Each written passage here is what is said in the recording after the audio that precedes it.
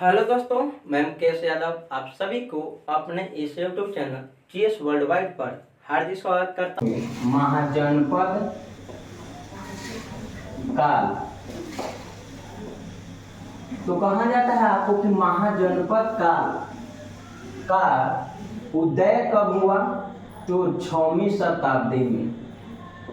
6वीं शताब्दी में है जो आपको महाजनपद काल का सर्वप्रथम उदय हुआ था।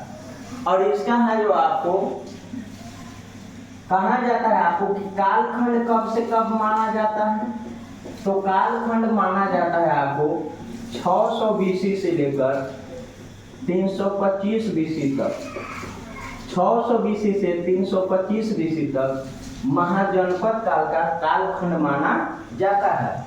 और ये है जो आपको 6वीं शताब्दी में इसका उदय हुआ था। कितनी शताब्दी में? 6वीं शताब्दी में। कहा जाता है आपको कि भारत के दूसरी है जो नगरीय सभ्यता कौन है आपको? तो महाजनपद का भारत के दूसरी नगरीय सभ्यता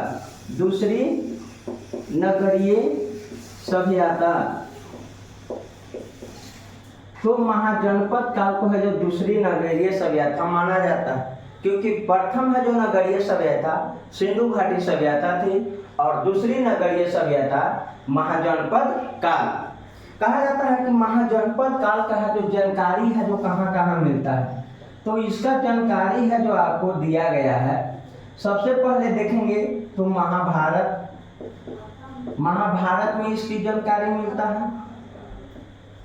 पुराण में है जो आपको इसका जानकारी मिलता है। बौद्ध धर्म के है जो ग्रंथ में मिलता है। बौद्ध ग्रंथ में है जो आपको सबसे पहले देखेंगे अंगुत्तर निकाय।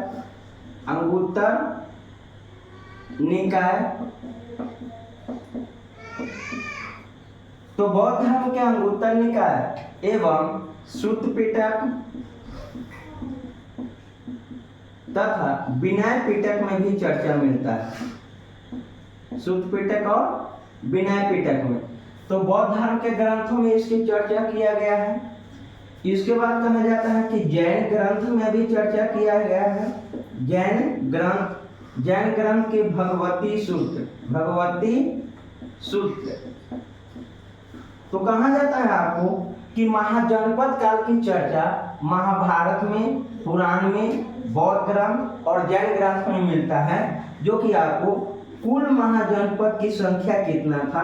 तो 16 महाजनपद। कुल महाजनपद की संख्या कितना आपको? 16 महाजनपद की चर्चा किया गया है। अब इसके हम लोग देखेंगे आपको महाजनपद काल के है जो भूमिका कि इसका है कैसे उदय हुआ। तो कहा जाता है आपको कि भारत में उत्तर मध्य भारत के गंगा मैदानी क्षेत्र में 6वीं शताब्दी में एक नगरीय सभ्यता का है जो आपको उदय हुआ। और इस काल में है जो आपको लोहे का अस्त्र एवं शस्त्र काफी मात्रा में बनने लगे थे और लोहे के आगमन से मानव सब होने लगे थे। जिससे है जो कहा जाता है कि 6वीं शताब्दी के आसपास मानव जब सब होने लगे तो जन है जो आपको बदल दिए जनपद में, और जनपद है जो एक दूसरे पर आक्रमण करके वही बन गया महाजनपद, जिसकी चर्चा है जो आपको 4 प्रमुख ग्रंथ में मिलता है। 16 महाजनपद की चर्चा किया गया है जो कि आपको भारत में 6वीं शताब्दी में इसका उदय हुआ। तो इसका है जो आपको प्रमुख है जो आपको काल 6वीं शताब्दी में 600 बीसी से 325 बीसी तक माना गया। अब इसमें हम लोग देखेंगे कि विदेशी विवरण है जो क्या क्या था। तो इसका है जो जानकारी में हम लोग देखेंगे कि विदेशी विवरण कौन कौन है। विदेशी ग्रंथ तो विदेशी ग्रंथ में हम लोग देखेंगे कि जस्टिन द्वारा रचित, प्लूटार्क द्वारा रचित, निरियार्कस द्वारा रचित और कर्टियस द्वारा रचित है जो पुस्तकों में मिलता है। तो विदेशी ग्रंथ में है जो आपको जस्टिन, प्लूटार्क, उसके बाद है जो आपको निरियार्कस और उसके बाद है जो आपको प्रमुख है आपको कर्टियस। ये सभी के है जो रचित ग्रंथों में महाजनपद की चर्चा किया गया है, जो कि 16 महाजनपद था 6वीं शताब्दी में 600 बीसी से 325 बीसी के बीच।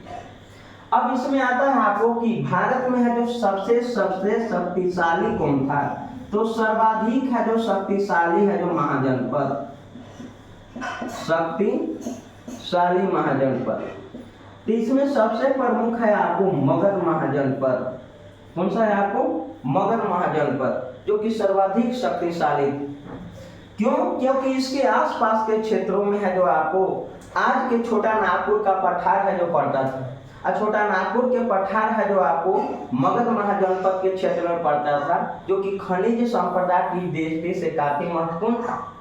इसी चलते मगध महाजनपद काफी है जो लोहे का अस्त्र एवं शस्त्र बनाया और इसका है जो निर्यात किया, जिससे मगध महाजनपद सैन्य बल के साथ साथ साम्राज्य विस्तार है जो करना शुरू कर दिया।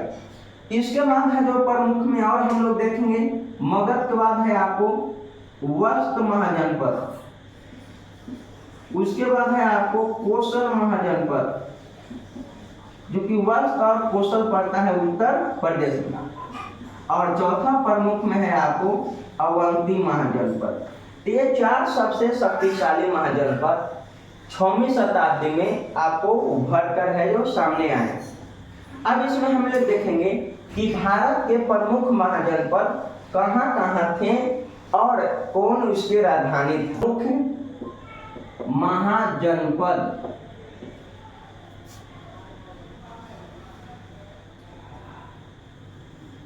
तो सबसे पहले हम लोग देखते हैं बिहार में कौन कौन था। तो सबसे पहले देखेंगे मगध महाजनपद, और मगध महाजनपद की है जो राजधानी था आपको राजगृह, राजगृह या इसी को कहिए गृह ब्रज। क्लियर है तब? राजगृह या गृह ब्रज, ये है जो आपको बिहार के वर्तमान में नालंदा जिला में है जो आपको पड़ता है। उसके बाद हम लोग देखेंगे वज्जी संघ, वज्जी संघ, और वज्जी संघ के है जो आपको राजधानी था वैशाली। वज्जी संघ के राजधानी कहाँ था आपको? वैशाली। और वज्जी संघ में कुल कितने हैं जो आपको संघ थे? 8 गणराज्य। वज्जी संघ में कुल कितने गणराज्य थे? 8 गणराज्य। और 8 गणराज्य में है जो सबसे इसमें प्रमुख है आपको लिच्छवी गणराज्य, लिच्छवी गणराज्य। क्योंकि लिच्छवी गणराज्य यह विश्व के प्रथम गणराज्य है, प्रथम गणराज्य। तो विश्व के है जो सबसे प्रथम गणराज्य या सबसे प्राचीनतम गणराज्य कहेगा, प्रथम या प्राचीन, तो आपको कौन सा गणराज्य है? आपको लिच्छवी गणराज्य। क्लियर है तक?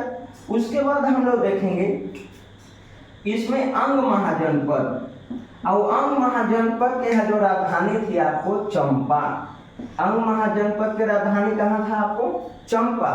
और चंपा का है जो आपको पुराना नाम कहेगा कि चंपा के पुराना नाम क्या था? मालिनी। चंपा के पुराना नाम क्या था? मालिनी। तो बिहार में है जो आपको कितने महाजनपद थे? 3। भारत में है जो दक्षिण में एकमात्र है तो महाजनपद था जिसका नाम था अस्मक, जो कि अस्मक महाजनपद गोदावरी नदी के है जो तट पर पड़ता था, और अस्मक की राजधानी था पोतनी। अस्मक महाजनपद की राजधानी कहाँ था? पोतनी। उसके बाद हम लोग देखेंगे मध्य प्रदेश में पड़ता था अवंती, और अवंती महाजनपद के है जो राजधानी 2 था। पहला था आपको अवंती के उज्जैन, उत्तरी अवंती के राजधानी कहाँ था? उज्जैन, और दक्षिणी अवंती के राजधानी था माहिष्मती, माहिष्मती। तो अवंती महाजनपद के कितने राजधानी थे? 2। पहला हो गया आपको उत्तरी अवंती के उज्जैन, और दक्षिणी अवंती के माहिष्मती। उसके बाद है जो आपको राजस्थान में है जो आपको मत्स्य महाजनपद, और मत्स्य महाजनपद के राजधानी था विराटनगर, विराटनगर। जो कि आज के यहाँ जो आपको राजस्थान के है जो क्षेत्र में मत्स्य महाजनपद के राजधानी कहाँ, विराटनगर। उसके बाद अगला हम लोग देखेंगे दिल्ली वाले क्षेत्र में कुरु महाजनपद, और कुरु महाजनपद के राजधानी था आपको इंद्रप्रस्थ, या इसी को है जो आपको हस्तिनापुर के नाम से भी जाना जाता है। क्लियर है यहाँ तक। उसके बाद हम लोग देखेंगे उत्तराखंड है जो आपको क्षेत्र में, आज के उत्तराखंड राज्य में है जो आपको महाजनपद था जिसका नाम था पंचाल, और उत्तराखंड में है जो पंचाल महाजनपद के राजधानी दो गो थे। क्लियर है तक। तो उत्तराखंड में पंचाल महाजनपद के उत्तरी पंचाल के राजधानी कहाँ था, तो उत्तरी पंचाल के राजधानी था अहिच छत्र,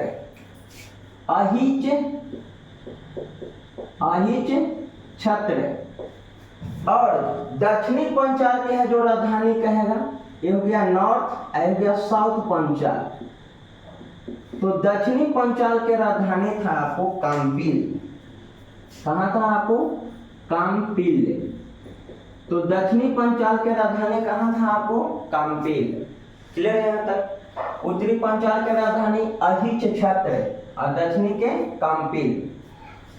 इसके बाद कहा जाता है कि वर्तमान में भारत से कुल कितने महाजनपद ऐसे हैं जो बाहर हैं, तो 2 महाजनपद ऐसे हैं जो भारत से अभी बाहर हैं। कौन कौन, देखो कि आपको कंबोज, अब कंबोज की राजधानी था हाटक, कंबोज की राजधानी कहाँ है आपको हाटक। और एक है जो महाजनपद जिसका नाम है आपको गंधार, और गंधार के है जो राजधानी था तक्षशिला, गंधार के राजधानी कहाँ था तक्षशिला। तो भारत से है जो अभी वर्तमान में कुल कितने महाजनपद ऐसे हैं जो बाहर हैं, तो 2 महाजनपद है बाहर, कंबोज के राजधानी हाटक, गंधार के तक्षशिला। क्लियर है तक। हम लोग देखते हैं कुल कितने महाजनपद अभी पढ़ लिए। एक हो गया कंबोज, दूसरा हो गया गंधार, तीसरा हो गया कुरु, और चौथा में हम लोग पढ़ लिए पंचाल। 3 हो गया है आपको बिहार में, आज के बिहार में कुल कितने महाजनपद 3। क्लियर है, 4 3 7। मध्य प्रदेश में हो गया 8वां, और 9वां हो गया आपको राजस्थान में, और 10वां हो गया आपको असमक महाजनपद। कहा जाता है कि आज के उत्तर प्रदेश में कुल 6 महाजनपद हैं। उत्तर प्रदेश में है जो आपको कितने महाजनपद हैं, 6 महाजनपद हैं। कौन कौन है आइए हम लोग देखते हैं। तो सबसे पहले है आपको काशी महाजनपद, और काशी के राजधानी है आपको वाराणसी। क्लियर है तक। तो काशी महाजनपद के राजधानी वाराणसी। उसके बाद था आपको सूरसेन महाजनपद। क्लियर है तक। तो सूरसेन के राजधानी था आपको मथुरा। इसके बाद था आपको वस्त महाजनपद। कौन सा आपको वस्त महाजनपद, और वस्त के राजधानी था आपको कौशाम्बी। वस्त महाजनपद की राजधानी कहाँ था आपको कौशाम्बी। क्लियर है यहाँ तक। उसके बाद है आपको कोसल महाजनपद, और कोसल के राजधानी था आपको श्रावस्ती,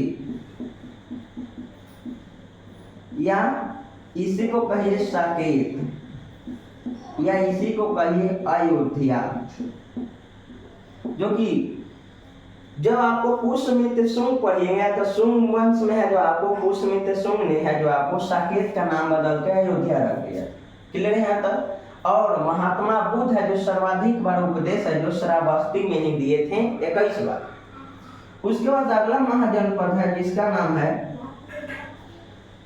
मल्ल संघ यानी मल्ल महाजनपद, और मल्ल के है जो राजधानी था आपको कुशीनगर।